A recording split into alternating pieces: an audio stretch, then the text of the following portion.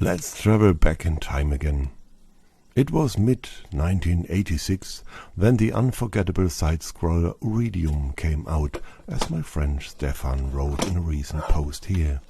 Yes, the cool game was bitterly needed the way the year had started. First, the Space Shuttle Challenger exploded, and then right after the reactor of Chernobyl. I remember my mother saying that we shouldn't harvest the vegetables from the garden this year. That's what they have said in the news. I thought, perfectly. I didn't like the greens as a child anyway. And so there was more time for gaming instead of hanging out in the garden again. We were doing so well in that year. Falco was playing on the radio, Lady Gaga was born, which neither then or now interests anyone, and Mikhail Gorbachev was promoting glasnost and perestroika. That was something in contrast today. And us? We were able to shoot something new again.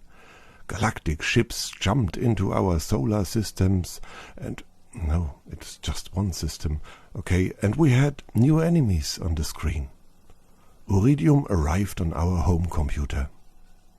Okay, today the reflexes have fallen asleep, but unlike before, I have now an instruction manual.